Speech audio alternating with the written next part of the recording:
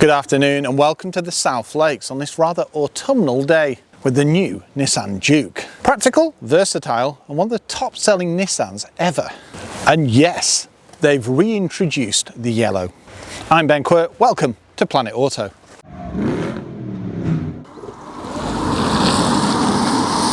The Nissan Juke. Well, this one certainly stands out, doesn't it? The thing is, I like the yellow. And I liked it the first time I saw it. To think, this came out, I think it was around 14 years ago. And it still resembles Juke, but it's, I suppose, grown up. It's far more dynamic. I mean, this is the latest facelift. Now, interestingly, they've not done too much to the exterior. But to be honest, it didn't really need it. I think they've added something like this. But the interior, now that's a different story. Now you can pick one of these up for around £23,500. Now, yes, as you'd expect, ours is a touch more than that, coming in at £31,000. But this is a hybrid and not mild, so it will run under its own electric power too. Economy, around 50 to the gallon, and on an eco run, probably more than that. Now, in my eyes, Juke has always been that quirky crossover. It's always looked a little different to everything else in the market, bar maybe the Puma. Now, one of the things that really stood out to me, especially when it launched, was the oval light here. And I'm glad that they've kept it through all the generations. And it's always stood out for that reason. Now, Juke seems to be love or hate. It sells exceptionally well, but there's those people out there that just can't get on with it. I'm not one of those. It almost looks like it's permanently on a mission. It may be something to do with the body lines down the side. Now, with the new facelift, there's also a new trim, N Sport. Under the bonnet, we've got a 3-cylinder 1.6 litre engine, and that's coupled to a hybrid system. So a small battery and a decent sized motor. So it's not mild, which means it can actually propel itself in electric mode. Also, it assists the engine as well on things like acceleration. And that means you get great economy. Now, you don't have to start with a hybrid. There is a number of powertrains, everything from petrol through to hybrid, manuals, automatics, the whole shebang. The only thing that they don't offer in Juke is an all-wheel drive. But the two-wheel drive copes with pretty much anything.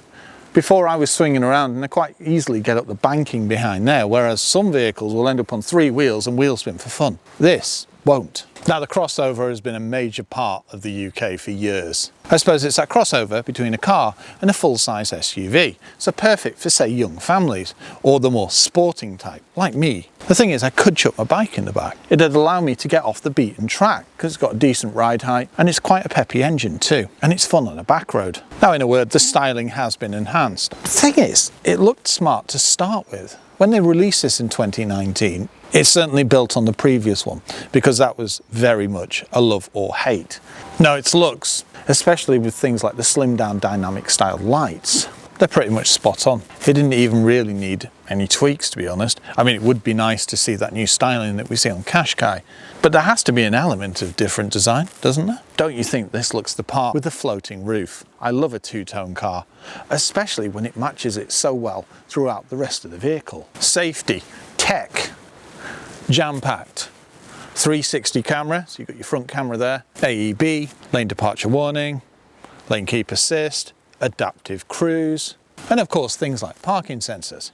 If you like this type of video, why not subscribe to the channel? You just hit the button on the right hand side. It's free and you'll get an alert every time we upload. Also, if you do like the video, why not give it a like? It all helps and it means we can get more cars. Thank you. I do like the colouring on these Nissan badges too.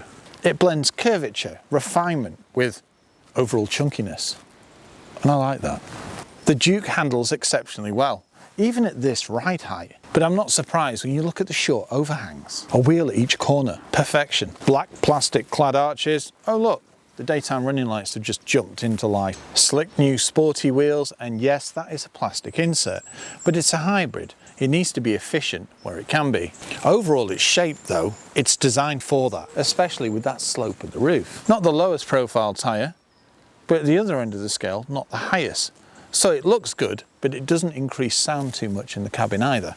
One thing that really stands out to me on Juke is the fact that you've got the black mirror caps and also the A-pillars and roof. But then at the other end of the scale, to keep the off-roady SUV look, you've got the more matte plastics around the arches. So I suppose it blends the best of both worlds. Mind you, I think that's what a crossover should do. From the side, you can really see that it stands quite high off the ground. But even on motorways and things, it still feels well grounded. It doesn't blow around like some vehicles do when they've got a higher ride height. It carries off the 5-door designation extremely well, especially with the delete of the door handles and the way that they're housed in here. Nice sporty side skirts and a hybrid emblem there. Take a look inside. Colour-coded door handles and keyless entry. The door opens nice and wide and hard plastics. But to be honest, all crossovers, well, pretty much all, have this. So it's to do with the price bracket. But here, premium materials, and it's padded. Ooh, velvety. And a decent sized door pocket.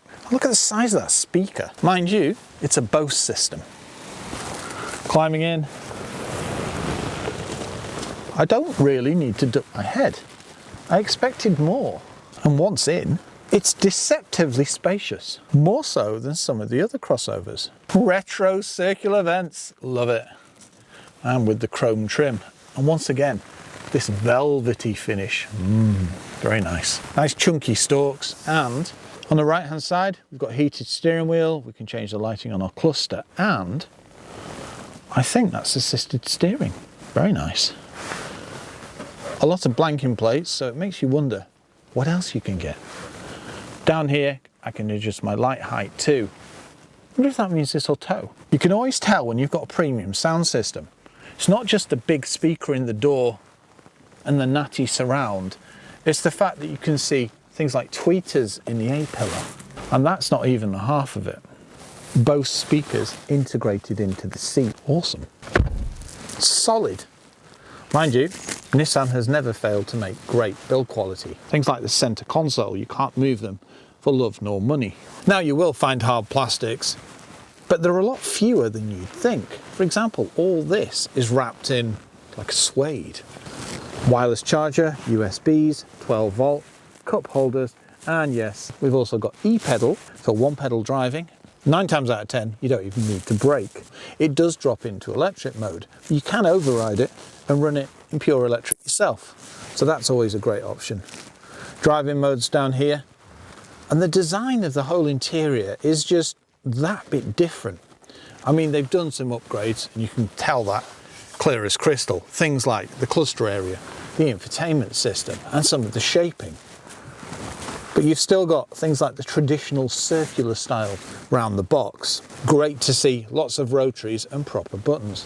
Nissan really know their audience. Even the infotainment has shortcut buttons and a rotary. Digital cluster, you can see your revs, you can see your speedo, fuel computer in the center, and the whole layout is just far crisper. Lovely sporty steering wheel, flat bottomed, and proper buttons on there. Things like adaptive cruise, and you can enable your safety in one button.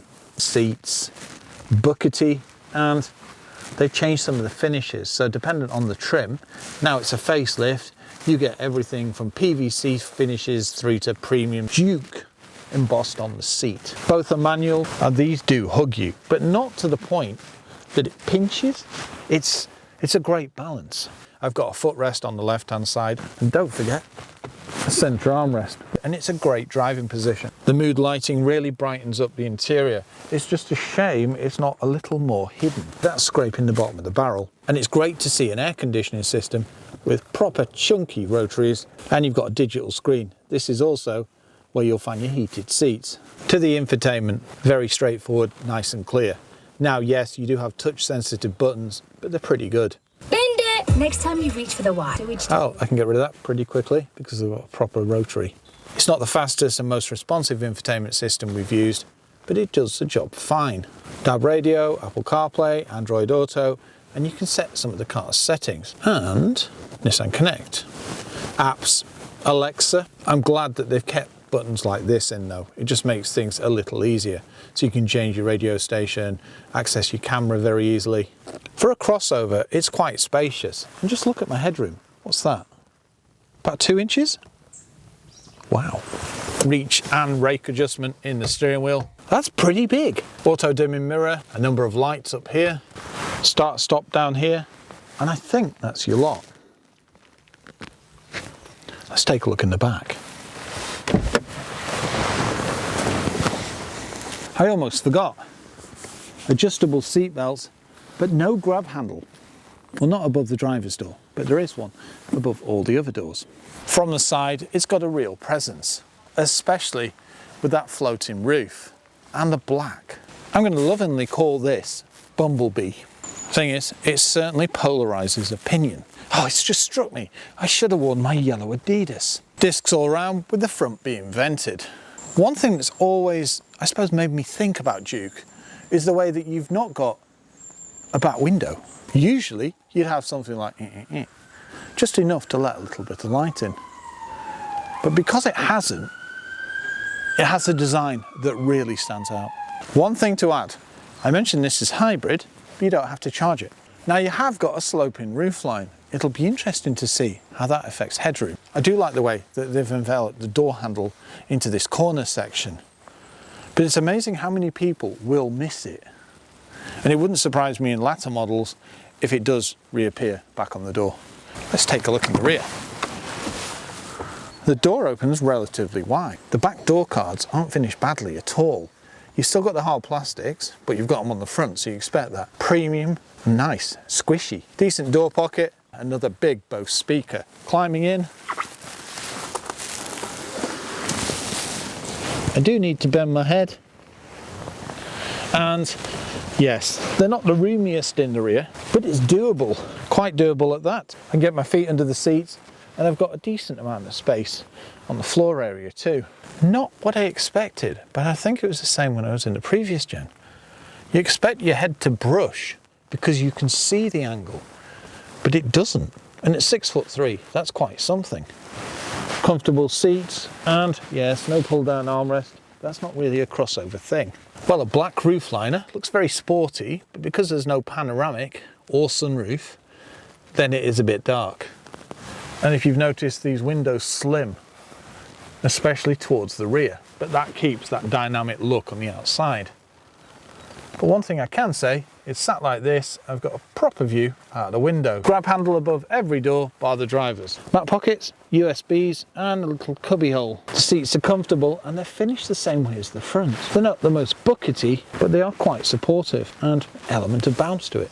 Nice. No rear light, but you do have a centre one and it illuminates just about right to do what you need to. And I think that's your lot. Oh no, airbags around the vehicle and ISOFIXes. Back of the Juke has always been a conundrum.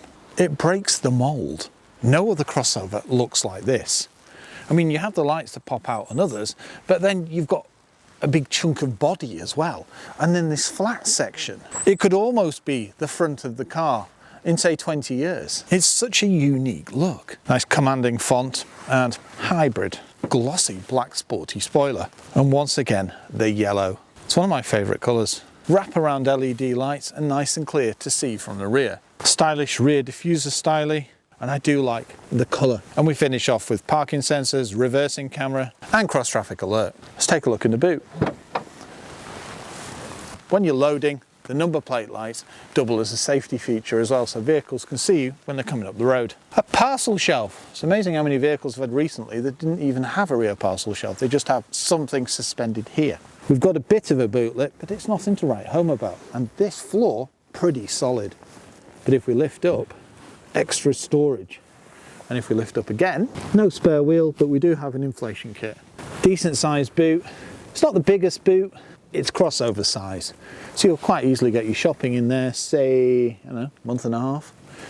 And a couple of suitcases. And bear in mind, if you do take the floor out, then it makes it, well, a fair bit bigger. So you get some bigger suitcases. Shopping bag hooks, and we've got a little light here. Okay, let's remove the parcel shelf. Oh, awesome. Little strings. Simply lifts out. To drop the seats, just push this button on the left-hand side and it just drops into place. And I think that's about the flattest we've seen in some time. Little gap here, but nothing to write home about. Very easy to load, and it really maximises the space. Let's take a look under the bonnet. To release the bonnet, you find the pull on the left-hand side. To open, push the little lever left. Whoa, Quite a heavy bonnet, this. Oh, interesting. It's above. So you can see your hybrid system and your petrol engine. So 3-cylinder, 1.6. It's relatively easy to see how to top up your fluids, but it would have been nicer like this for those all to be yellow and then say black writing. But that's scraping the bottom of the barrel. Let's see how it drives. Good morning and welcome behind the wheel of the new Nissan Juke. Under the bonnet, we've got a 1.6 litre engine coupled to an electric motor hybrid system. And economy, currently, we're around 47 miles per gallon. Not bad. And can it shift? Yeah, it's pretty good. Now there is no all-wheel drive, they're all two-wheel drive, but there is a range of powertrains and trims. The thing is, this ticks all the boxes.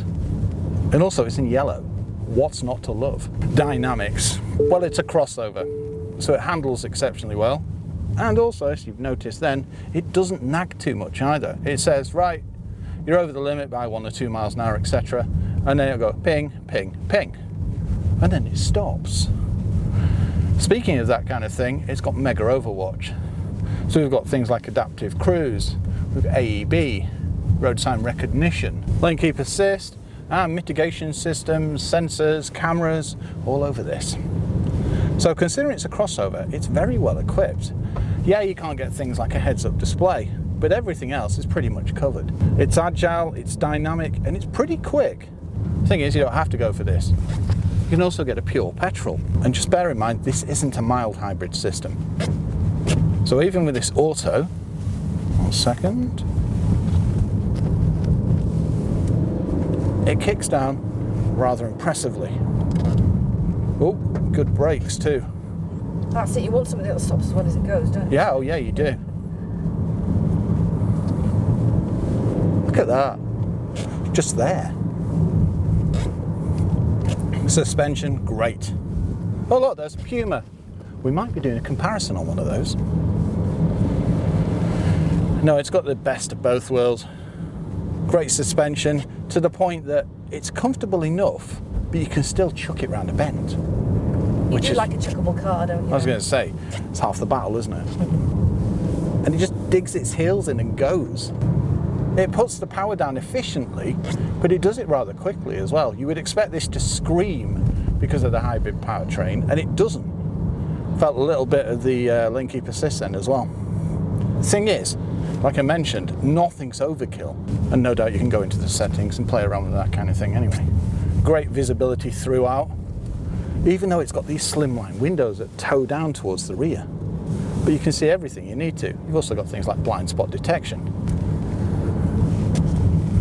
And the thing is, it'll corner like that. Don't you love a national speed limit? I know I do. Cluster, straightforward, you can see everything you need to. Same with the infotainment, very straightforward. That's it, Nissan know their audience. They make things, in a word, easy. Steering, lovely steering wheel, and it's nice and weighty. Nice and responsive, and also you get a good sense of feedback.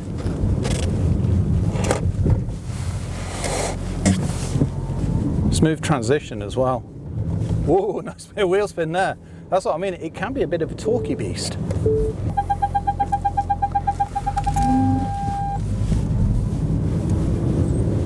Great lights, LEDs all round, automatic lights, etc, etc. It ticks a lot of boxes. And it starts at, I think it's around 25,000, something like that. Now you can go up to something like the Techno Plus, or I think it's the N Sport. So there's one that's going to suit your budget.